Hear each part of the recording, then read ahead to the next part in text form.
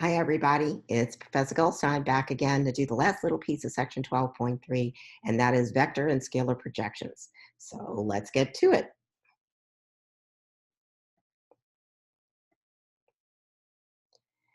Okay, so for this lecture, we are going to set up two vectors. We're given a vector A and B, and we'll put a common starting point for both of them, which we'll call P. And now we want to imagine, what do we get if there was a light above B and we were shining it down? Where would the shadow hit on the vector A? So in other words, drop a perpendicular down from the vector B to the vector A. Let's call the place where that hits the vector A, call that point S.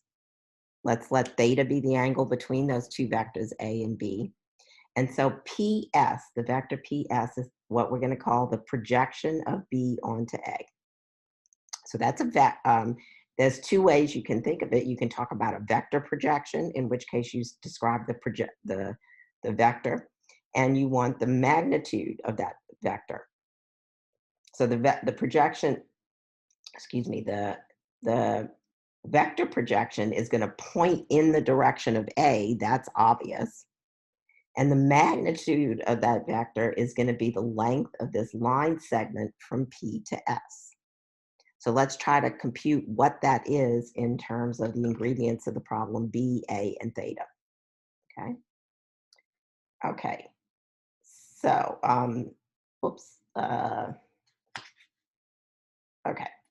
So, I described what the vector projection of B onto A is. Okay. So it's the vector PS, so that points in the direction of A. Now, high school trigonometry, if you like, tells you that the cosine of the angle theta is going to be the adjacent over the hypotenuse. So that's the length of the vector PS divided by the length of the vector B. Sorry, move that picture up a little too high. Okay, so that's just high school geometry. But another thing we know from what we learned in calculus calculus 3 earlier in this section, is that the law of cosine says that the cosine of the angle between the two vectors is the dot product of the two vectors divided by the length of the two ingredient vectors. So we have two different formulas for the cosine of theta. We should be able to combine them to figure out what's going on. But before we do that, let's notice that we can rewrite this formula a little bit to give the dot product in terms of the length of A times the length of B times the cosine of theta. Okay. Now, PS, though, the length of the vector PS by the high school geometry observation is the length of B times the cosine of theta. So B times the cosine of theta, length of B times the cosine of theta. On the other hand, cosine of theta, let's substitute for that from the law of cosines. So I will have a B times A dot B divided by the length of A times the length of B. So this B will cancel out one of the length of B in the term in the denominator of the cosine theta. And we just end up with A dot B divided by the length of A, which I'll rewrite a little bit to say A over the length of A dotted with B. Now notice that A over the length of A is a unit vector pointing in the direction of A. Okay. So the scalar projection of the vector B onto A. So this is the notation. Whoops, get it in view.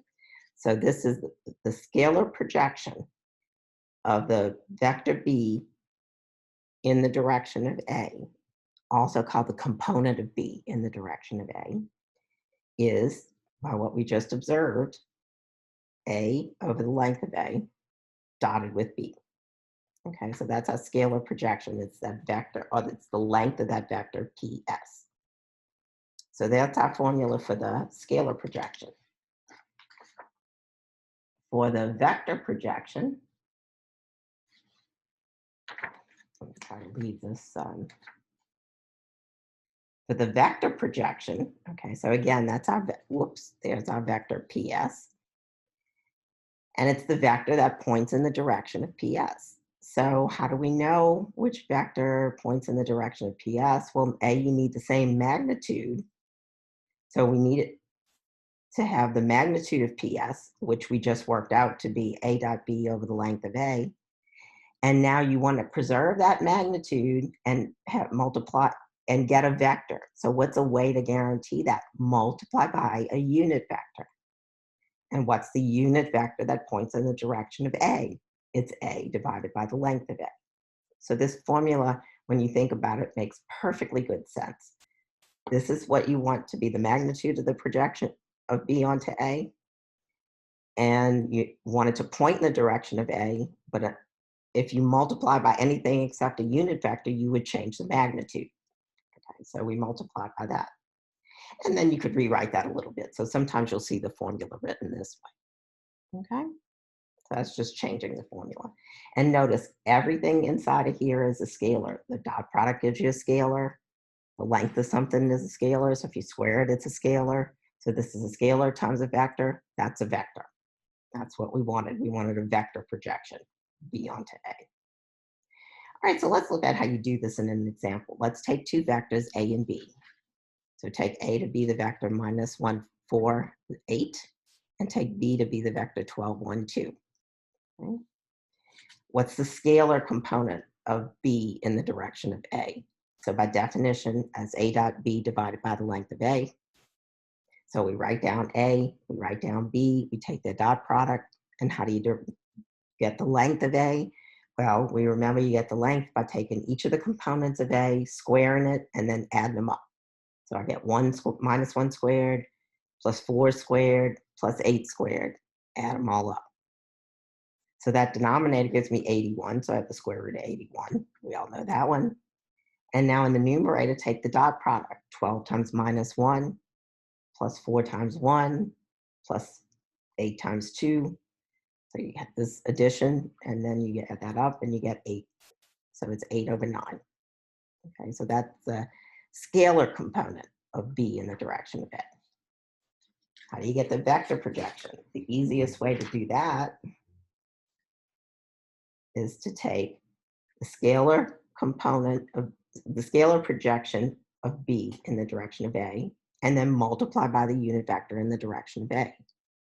This thing we just computed a second ago. So the coefficient there is 8/9.